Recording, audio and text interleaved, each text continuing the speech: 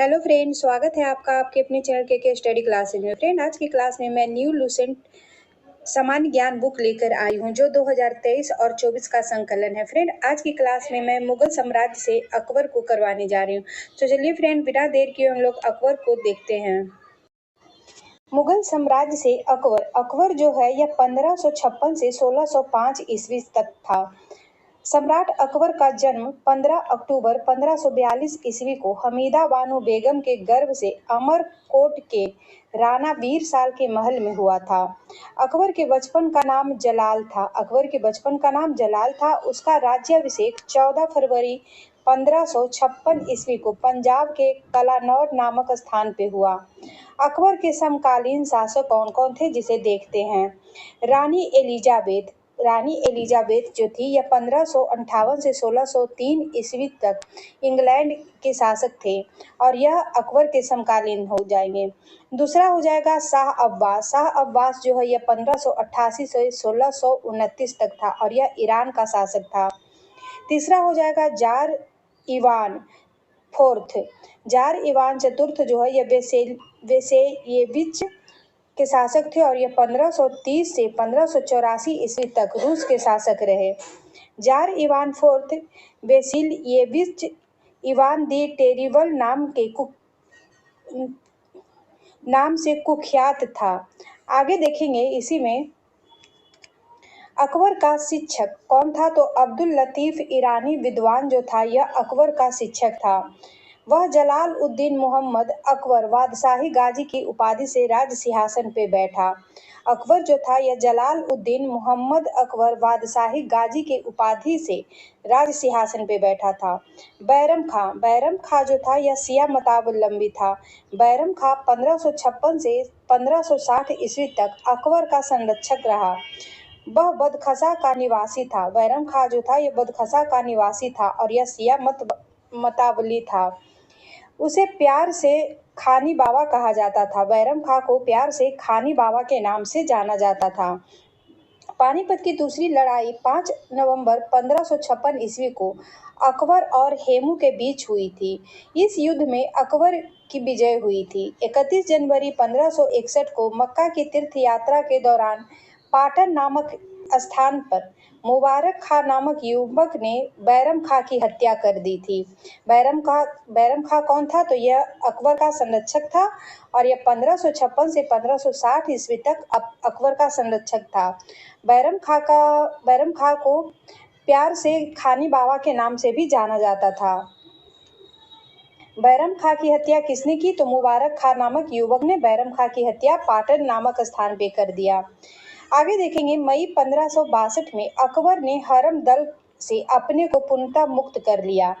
हल्दी घाटी का युद्ध 18 जून 1576 ईस्वी को मेवाड़ के शासक महाराणा प्रताप एवं अकबर के बीच हुआ। इस युद्ध में अकबर विजयी हुआ।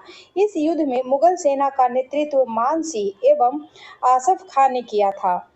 अकबर का सेनापति मान सिंह था। हल्दी घाटी युद्ध के समय कुंभलगढ़ राणा प्रताप की राजधानी थी। हल्दी घाटी युद्ध के समय कुंभलगढ़ जो था यह राणा प्रताप की राजधानी थी। राणा की ओर से युद्ध में हकीम खां सूर के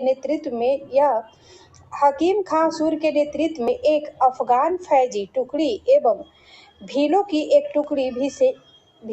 एक छोटी टुकड़ी सेना में भाग लिया था।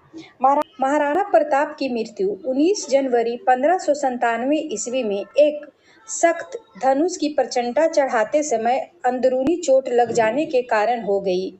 हल्दी घाटी के युद्ध के बाद महाराणा प्रताप ने डूंगरपुर के निकट चावड़ में नई राजधानी बनाई। महाराणा प्रताप के घोड़े का नाम चेतक एवं हाथी का नाम राम प्रसाद था। महाराणा प्रताप के घोड़े का नाम चेतक और हाथी का नाम राम प्रसाद था। दीन-ए इलाही धर्म का प्रधान पुरोहित अकबर था। दीन-ए इलाही धर्म का प्रधान पुरोहित कौन था, तो अकबर हो जाएगा। दीन-ए इलाही धर्म स्वीकार करने वाला प्रथम एवं अंतिम हिंदू शासक राजा कौन था, तो वह बीरबल हो जाएगा। महेश दास नामक ब्राह्मण को राजा बीरबल की पदवी दी गई थी, जो हमेशा अकबर के साथ रहता था। बीरबल का वास्तविक नाम महेश दास हो जाएगा। अकबर ने जैन धर्म के जैनाचार्य हरि विजय सूरी को जगत गुरु की उपाधि प्रदान की थी। अकबर के शाही दरबार में एक अनुष्ठान के रूप में सूर्य उपासना शुरू करवाई गई थी। अकबर ने शाही दरबार में एक अनुष्ठान के रूप में सूर्य उपासना यानी छठ पूजा का शुरुआत करवाया था। राजस्व प्राप्ति की जब्ती प्रणाली अकबर के शासनकाल में प्रचलित थी। जब्ती प्रणाली जो थी यह अकबर के शासनकाल में प्रचलित थी। अकबर के दीवान राजा टोडरमल खत्री जाति के थे और यह 1580 ईस्वी में दहसाल बंदोबस्त व्यवस्था लागू की। दहसाल बंदोबस्त व्यवस्था किसने लागू किया? तो राजा टोडरमल ने। गुजरात विजय के दौरान अकबर सर्वप्रथम पुर्तगालियों से मिला और यहीं उसने सर्वप्रथम समुद्र को देखा। अकबर ने सर्वप्रथम समुद्र को कहाँ देखा? तो गुजरात विजय के दौरान इसने समुद्र को प्रथम बार देखा। नोट में देखेंगे गुजरात अभियान को इतिहासकार स्मिथ ने संसार के इतिहास का सर्वाधिक दूतगामी आक्रमण कहा था। अकबर के दरबार में प्रसिद्ध चित्रकार अब्दुल समद था। अब्दुल समद जो था यह अकबर के दरबार में प्रसिद्ध चित्रकार था। अकबर के दरबार का प्रसिद्ध संगीतकार तानसेन था। अकबर द्वारा जीते गए प्रदेश मालवा। मालवा के शासक बाज बहादुर हो जाएंगे और 1561 में मुगल सेनापति हो जाएगा आदम खां और पीर मुहम्मद के द्वारा इसे जीत लिया गया था। मालवा का शासक बाज बहादुर हो जाएगा और अकबर के मुगल सेनापति जो थे ये आदम खां और पीर मुहम्मद के द्वारा 1561 में इसे मालवा को जीत लिया गया। चुनार जो था यहाँ का शासक अफगानों का शासक था। चुनार पे अफगानों का शासन हो जाएगा और इसे 1562 में अब्दुल खां के द्वारा इसे जीत लिया गया। आमेर का शासक भारमल हो जाएगा और यह 1562 ईस्वी में स्वच्छता से अधीनता स्वीकार कर ली थी। मेवाड़ का शासक जयमल हो जाएगा और 1562 ईस्वी में मुगल सेनापति सरफुद्दीन के द्वारा इसे जीत लिया गया। गोंडवाना के शासक वीर नारायण एवं दुर्गावती हो जाएंगी। दुर्गावती एवं वीर नारायण गोंडवाना के शासक हो जाएंगे और इसे 1564 में आसफ खां के द्वारा जीत लिया गया। आगे देखेंगे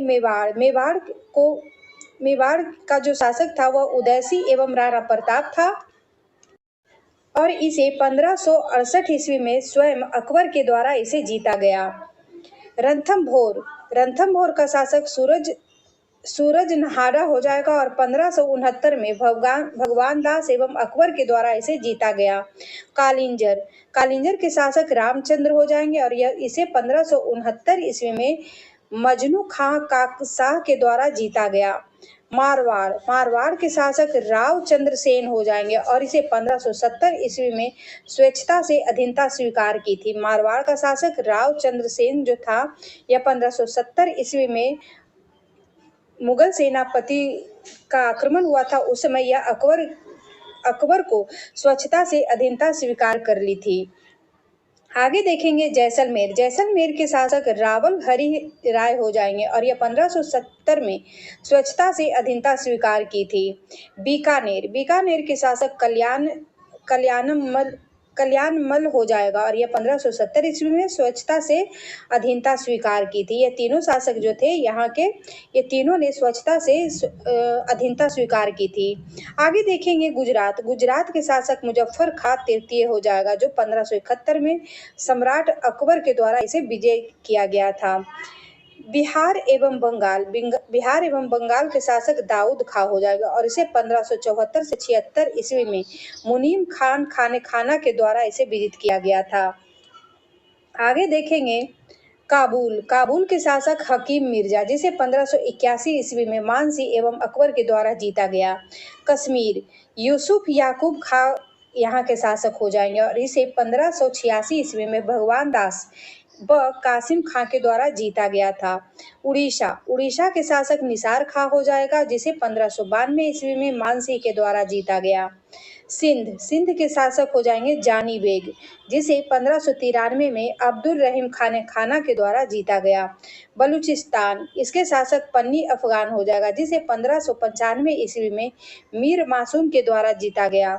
कंधार का शासक हो जाएगा मुजफ्फर हुसैन जिसे 1595 ईस्वी में शाह बेग के द्वारा इसे जीता गया। आगे देखेंगे दक्षिण भारत पे आक्रमण। दक्षिण भारत पे आक्रमण जो था, इसका पहला हो जाएगा खानदेश। खानदेश के शासक अली खां हो जाएगा। इसे 1591 में स्वच्छता से अधीनता स्वीकार की थी। दूसरा है दौलताबाद, जिसकी भी शासिका चांद बीबी थी और इसे 1599 ईस्वी में मुराद अब्दुल रहीम खान खाना और अबू फजल और अकबर के द्वारा इसे जीता गया था।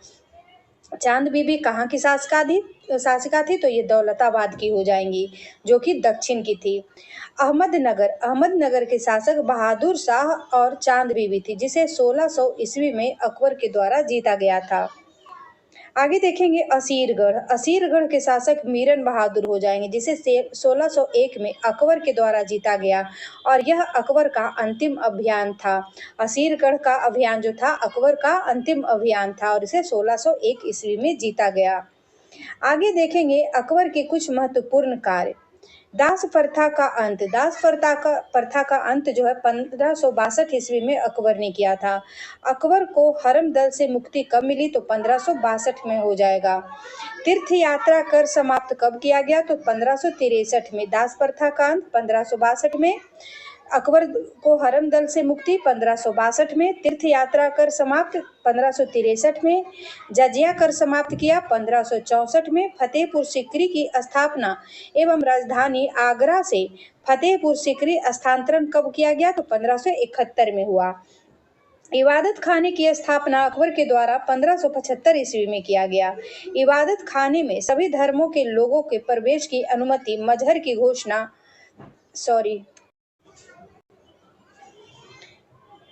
इबादत खाने में सभी धर्मों के लोगों के प्रवेश की अनुमति 1578 ईस्वी में दी गई।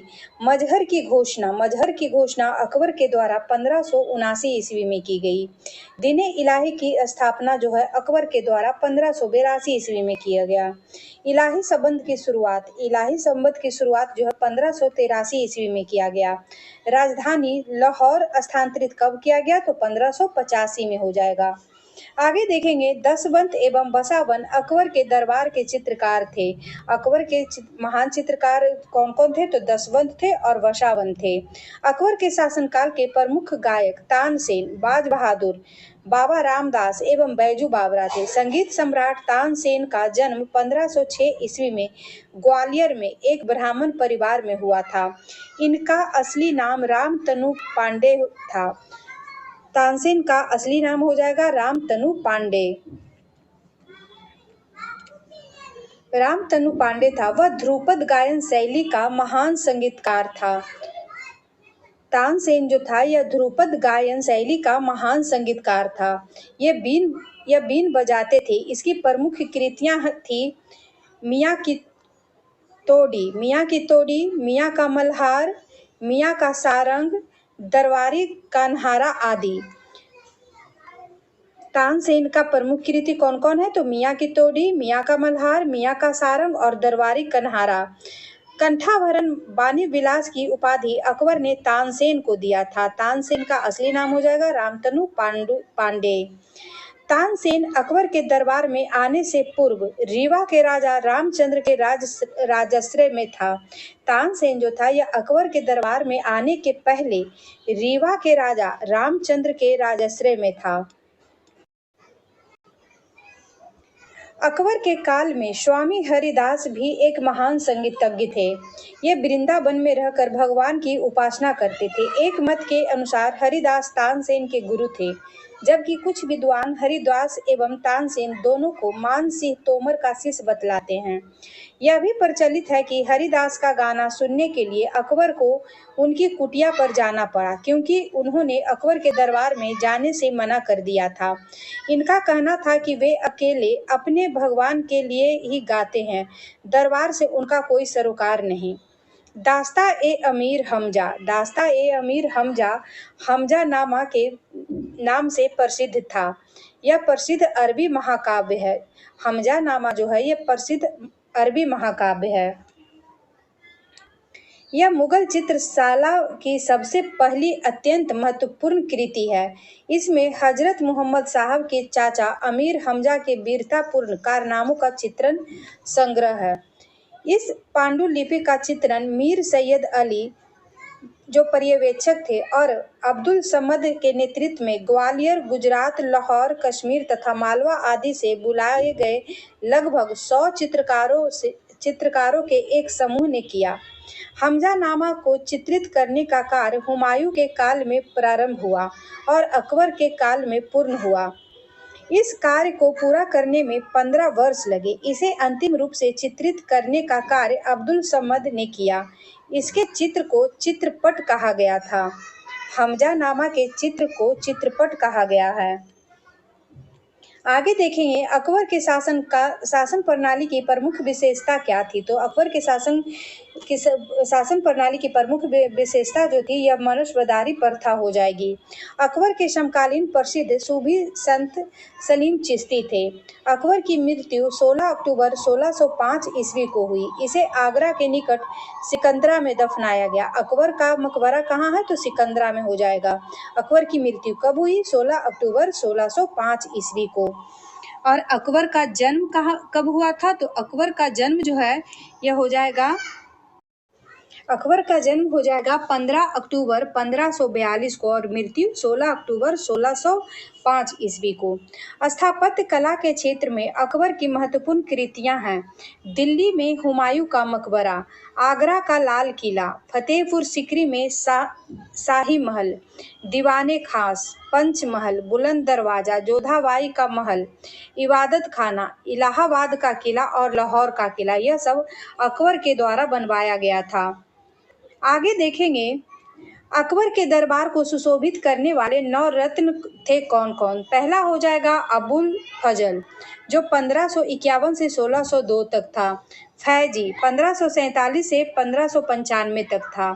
तानसेन, बीरबल 1528 से 1583 तक हो जाएगा। टोडरमल, राजा मानसी, अब्दुल रहीम खाने खाना, फकीर अजीमुद्दीन, मुल्ला दो प्याजा, ये सभी जो थे अकबर के दरबार को सुशोभित करने वाले 9 रत्न थे।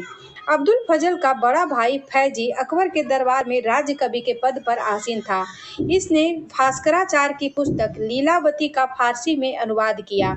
लीलावती का फारसी में अनुवाद किसने किया? तो फैजी ने किया।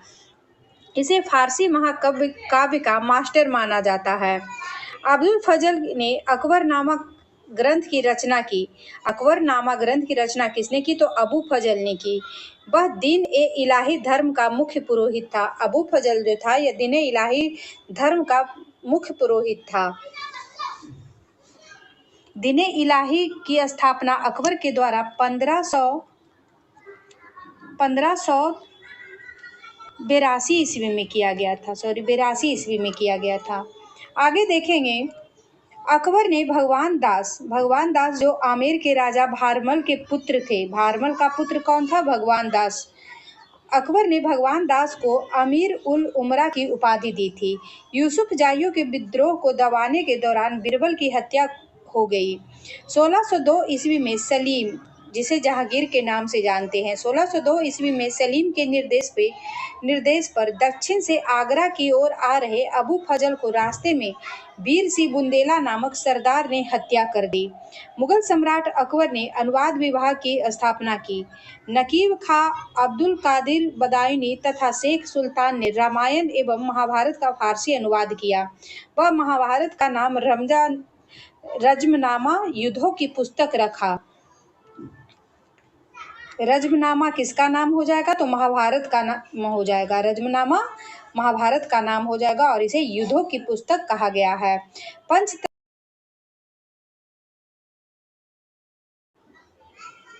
पंचतंत्र का फारसी भाषा में अनुवाद अबू फजल ने अनवरत ए सादत नाम से तथा मौलाना हुसैन फैज ने यारे दानिश नाम से किया। हाजी इब्राहिम सरहिंदी ने अथर्ववेद का फारसी में अनुवाद किया। मुल्ला शाह मोहम्मद ने राजतरंगिणी का फारसी में अनुवाद किया। अब्दुल रहीम खाने खाना ने तुजुक ए बाबरी का फारसी में अनुवाद किया तथा फैजी ने लीलावती का फारसी में अनुवाद किया। फैजी ने नल दंपति, जो सूरदास द्वारा रचित था, कथा का फारसी में अनुवाद कर उसका नाम सहेली रखा। भागवत पुराण का अनुवाद फारसी में टोडरमल ने किया। अब्दुल कादिर बदायूनी ने सिंहासन बत्तीसी सिंहासन बत्तीसी का अनुवाद फारसी में किया। ज्योतिष के प्रसिद्ध ग्रंथ तजक एवं तुजुक का फारसी में अनुवाद जहान जफर नाम से मोहम्मद खां गुजराती ने किया। नोट में देखेंगे पंचतंत्र का अरबी भाषा में अनुवाद कलीला व दिमाना कहलाता है। पंचतंत्र का अरबी भाषा में अनुवाद जो है यह कलीला व दिमना कहलाता है। निजामुद्दीन पानीपत ने रामायण के परिशिष्ट के रूप में योग विशिष्ट का फारसी में अनुवाद किया। योग विशिष्ट वेदांतिक दर्शन पर एक ग्रंथ है जिसका फारसी में अनुवाद किया गया। अकबर के काल को हिंदी साहित्य का स्वर्ण काल कहा जाता है। अकबर ने बीरबल को कवि प्रिय एवं नरहरि को महापात्र की उपाधि प्रदान की थी। बुलंद दरवाजा का निर्माण अकबर ने गुजरात विजय के उपलक्ष्य में करवाया था। चार बाग बनाने की परंपरा अकबर के समय में शुरू हुआ था। चार बाग बनाने की परंपरा जो है अकबर के समय शुरू हुआ था और बुलंद दरवाजा का निर्माण अकबर ने किया था। अकबर ने सीरी कलम की उपाधि अब्दुल समद को एवं जड़ी कलम की उपाधि मोहम्मद हुसैन कश्मीरी को दिया। नोट में देखेंगे मुगलों की राजकीय भाषा फारसी थी। मुगलों की राजकीय भाषा क्या हो जाएगी? फारसी हो जाएगी। अकबर जो था नक्कारा यानी कि नगाड़ा नामक वाद्य यंत्र बजाता था। मुगल मुद्रा व्यवस्था की सुव्यवस्थित रूप से प्रदान करने का श्रेय अकबर को प्राप्त है। उसके एक सिक्के पर कलमे की जगह अल्लाह उ अकबर, जल्ले जलाहुल तथा दूसरी ओर टकसाल का नाम अंकित था। उसके चांदी के एक अन्य सिक्के के एक भाग में धनुषधारी राम और राम के पीछे सीता की प्रतिमाएं अंकित है और ऊपर राम सिम शब्द अंकित है। अकबर ने असीरगढ़ के विजय की स्मृति में अपने सिक्कों पर बाज की आकृति अंकित करवाई। इसी के साथ आज का वीडियो यहीं समाप्त होता है। वीडियो अच्छा लगे तो लाइक शेयर सब्सक्राइब कीजिएगा। Thank you.